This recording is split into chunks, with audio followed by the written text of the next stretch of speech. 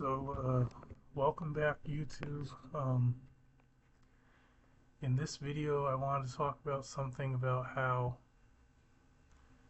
basically, if you're new to um, weapons and martial arts, if you're new to like Hema, fencing, Kali, um, and there's many other types of systems or whatever, or even if you're just someone who whether you're in like a Krav Maga class or maybe you're in I'm trying to think of another type of class that they would even have. Just a that's a good one. Self defense in general class. There's many ways that people train. Now, not a lot of people use shields, right? A lot of people don't use shields. People will use pads generally, and what a pad can do is a pad actually can um, what I'm trying to say is a pad actually can simulate some of the same movements that a shield can. It's just depending on the coach or trainer or the individual, there's some level of creativity that you have to have, and there's some level of basic knowledge that you have to have of defense and how to use a shield. Okay, so the point I'm trying to make is like, let's say now you could use a rubber knife, right? You could use a rubber knife and you could use your offhand to simulate if you had a shield. Okay, you don't necessarily have to have a shield. You know what I'm saying? Now, even better with a rubber than a rubber knife, what you could have is you could actually have a marker. You could wear a white t-shirt and you could use this marker to basically demonstrate where you did get cut, where you would have gotten stabbed. Obviously a slash would be more of a line. Generally in a stab would be more of like just a dot, or it would be a dot of some sort. Not like it's a perfect little dot, but it would be a dot generally. Um, these are things that you can easily do, okay? Now, even if you had, and I'm trying to see if I can get this right, even if you had like a training blade like this, which is a dull, a dull blade, training blades, like you see a lot in Kali, you don't necessarily have to have a buckler or a shield, okay? You don't, well, in actuality, you don't really have to have a shield in general because there are instances where you may be able to parry this away with your offhand. But you can use this to parry with your offhand, but you can use it in a way that you would be trying to simulate a shield of some sort. It doesn't need to be necessarily like, you know, an actual shield. It could be that you are simulating that you're using something like even a I'm trying to think of an example. Something that is rolled up, kind of like it could be a rolled up jacket, it could be anything like that, that you're just trying to more or less mitigate getting cut as badly or whatever. So it's just basically that, alright? That's what you'd be doing. Now, if you're running around with, whether they're metal, you know what I'm saying? If you're using some sort of training, like long sword or something, um, you could do the same thing. You know, you could use one of these, and it actually doesn't matter. It doesn't mean that the person that is standing, let's say, in front of me, that they are right-handed. So when I'm using this right here, if I want to cross over to the same side, if their meet their blade, or if I want to use this as a shield or to parry, I can do just that. The point I'm trying to make is just simply that um, you as a practitioner or you as a coach or whoever I'll even go as far as to say, um, hold on a second.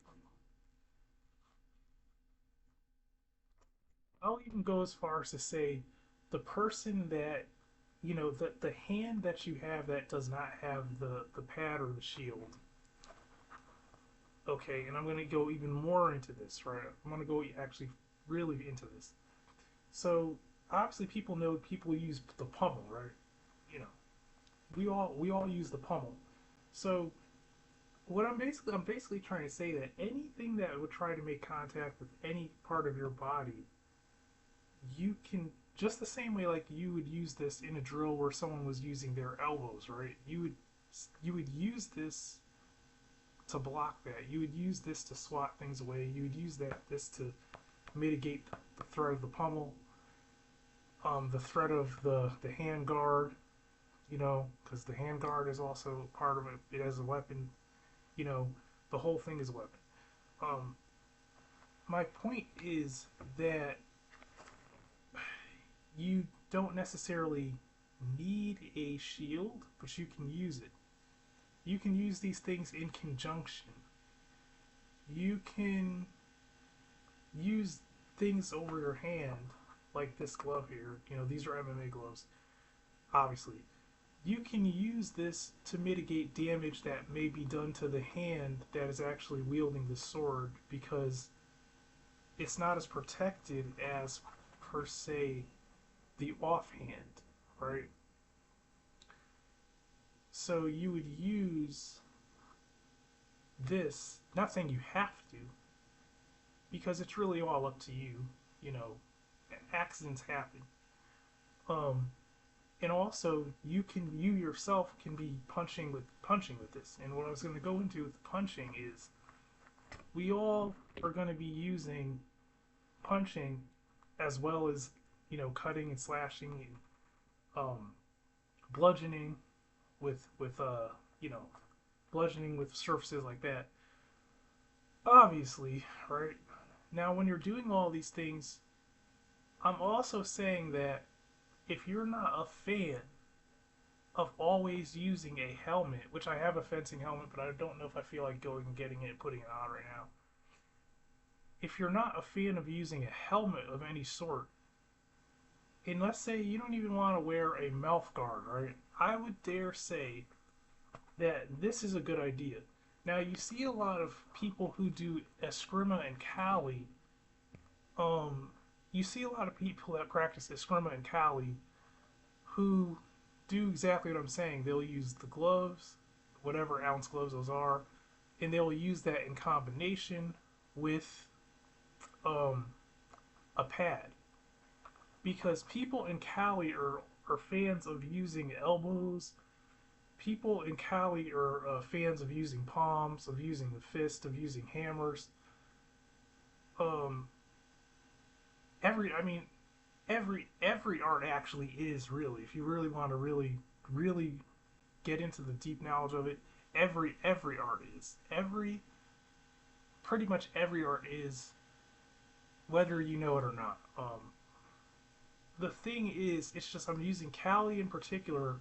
Know that they like to punch with an offhand, right? So if you're punching with an offhand, it just makes perfect sense that you would use a pad to mitigate those punches.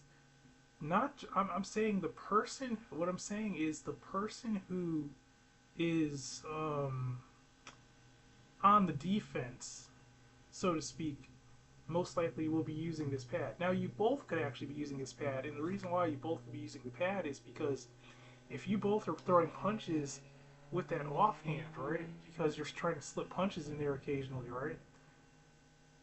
The person that's in front of you, just like you are, and the offhand, just like I'm doing now, like you know, pairing with the offhand. If you don't know whether they're going to do a punch or a cut, you are going to still use the pad the same way they're using it to mitigate punches. And what it does is, it gets you rounded with switching quickly from thinking unarmed to thinking armed in an instant, right? So it gets you this type of this is the reason why, like, this is the way that I train. Particularly, this is the way I prefer to train. And I'm even gonna go into, you know, if there's more grappling involved. Like, let's say someone gets you in a position to where they have you in a full-on body lock, right? And they have the ability to slam you to the ground, right? Or even to straight up suplex you to the ground, right? Which could happen, okay? A lot of people, when they train, what they do is they'll stop. They'll just say, "Okay, well, break, stop," right? Um, just this is just my opinion. In my opinion, I would say you want to be training with a mat because you want to sort out how you would intelligibly get through that threat, right? And especially if they have something like this, you want to be able to basically defend yourself, and you want to be able to get through that scenario as well as you can. You know what I mean? So you would hopefully successfully not get slammed. If you did, you would want to get back up to your feet, okay? And you would want to, by all means, your priority would be to somehow isolate this arm and somehow mitigate as much damage, even if you have to do one of these, from this, okay? And it could be from this, which has more surface area, so you have a better likelihood, believe it or not, if you're up close at a certain distance of disarming like this, right? So my whole point is, what I'm saying is, if I could say it in this dumb way, like layman's terms, mix it up when you're training. Now, I'm also going to say that how am I trying to even say this? I'm trying to make sure I get this right. I'm also trying to say, um, if you're looking for a specific school or a specific uh, art to train in, and that's all you want to do, then take everything I said, just throw it out the window, because just listen to your coach. Just listen to them. Listen to everything they say. If you're in something like, let's say it's like fencing, and I'm talking about fencing where they actually wear the suit that actually is an electric suit that literally, when you hit certain points, sends signals to something, and shows that you scored. And listen to every single word that they say, right? Everything, and just you don't need to think about this. What I'm talking about is, I'm talking about um using basic skills that you have, or that you already have, that you always can learn upon and build upon from, and learn from other people. I'm giving you a system, because in a way, yes, it's a system that you could go in any setting. You could go in a garage, you could go to the woods, you could go to the park, you could do this in a room, you could do this in a studio, you could do this uh, with water, which there's a threat of you being choked and drowned. I'm saying this is a type of training where that I'm talking about, that I'm talking about. You could do this almost anywhere, right? Because it doesn't have the rules. The main rule is simply this: is that you don't do something so stupid. Like, for instance, if you were to see a clear shot to my teeth with one of these, and you could tell that I was not ready for, and you let's say you sparred with me before, you could tell Steve was not ready for that, and his tooth was simply going to get knocked out. And let's say I'm not even wearing a mouth guard, and and Steve wasn't ready with the pad or whatever, right? Or with his palm, or Steve wasn't ready. Steve wasn't ready to do anything, right? Obviously, you would show restraint, and you would not knock a tooth out of my mouth. You know what I mean? Um, that's really kind of the only rule. If we were on concrete, I think you would, if you had the ability that you were ready to throw me, that you would not just do it, even though you had me and you just had me. Like it was like, okay, you got me. If we're on concrete and Steve does not have any helmet on, I would say yourself. If you're gonna go to a knee for a takedown, if you're on concrete, you yourself may not want to do that without knee pads. That's why knee pads are a thing. Um, all I'm trying to say is I'm trying to say like this type of training are things that you can do, and this is for the general martial artist who just likes the art of swordsmanship, uh, likes self-defense. This is not for someone who is in a particular one particular art, and that particular art has um, a list of rules that just you know that you have to go through, and as a default, how do I say this? You may not use anything that I'm talking about. Some people, what they will use is they will use a lot of padding, a lot of body armor, and then they will have a helmet on. And usually it's like Hema guys, right? People that do Hema, men and women that do Hema. Now that's fine. You know what I mean? Nothing's wrong with that. And it actually makes perfect sense that they're using the gear that they're using because there's a lot of threats when you're using a big heavy metal training sword like a long sword. It's very easy to get injured because the whole thing is a weapon. You know what I mean? Even just your fingers. It's your fingers get hit. You could have a broken finger very quickly. Okay. My point is, do you need necessarily, if you're training more or less slower and controlled, do you need necessarily all of that armor? No, you don't. You really don't. Um, but then you also have to be ready and prepared for if you do get injured. Well, you'll be regretting it. Now, I wanted to make this video because I wanted to title this like how you train, basically. Because what it is it's just an idea of how you can train. It's an idea of how some people train. Um, and I would even say, but I did not have to go into this. But I'll just go into it just cause. Uh, I'll even.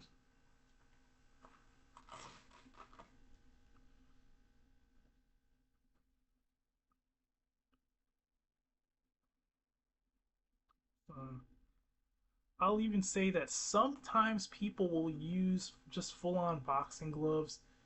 Um, and a lot of times people will do this. I knew there was a guy by the name of Luke Holloway, I believe his name is, and I would see him use. He would use like boxing gloves, or he would use one hand, his offhand, as a boxing glove. Because what he would be simulating was he'd be simulating that like when you're mitigating these cuts and slashes and these stabs or whatever, when you get a person in a certain position, using to throw punches, short punches for the most part, just to throw short punches, um, which makes sense, which makes perfect sense. The point why you're using the glove is simply because you don't want to literally your bare knuckle. You're not. Come on, guys. We're not knocking people's teeth out. we're training to potentially, if you have to knock someone's tooth out, you're gonna their tooth is coming out. It's coming out. In reality, it's gonna come out. You know what I mean? It's happening. In reality, the person is gonna be black and blue. But when you're training with your partners or your partner, you're not. That's not the point. So I know that makes no sense to really have to say that, but who knows who the heck is watching this, so I have to say that. So it's about safety, but it's also about versatility, and it's also about teaching you. It's a this is my just the way I like to train. I like to look at it like everything I'm doing has a crossover effect. Everything that I do, it's not just helping me to get better at like my boxing. It's not helping me to get better at my striking and kickboxing. Um, it is. You get what I'm saying? It is. Um, because clinching can happen in any of these arts. Striking can happen in any of these arts. Defending knees can happen in any of these arts. Takedowns can happen in any of these arts. Okay, all these things can so all of it is it throws can even happen. Um, it's just that often people train, and the thing is they will pause and they will just like pause and break away and then reset themselves and instead of just letting it flow. Um, so this doesn't need to go on much longer. This should not be a half an hour or anything.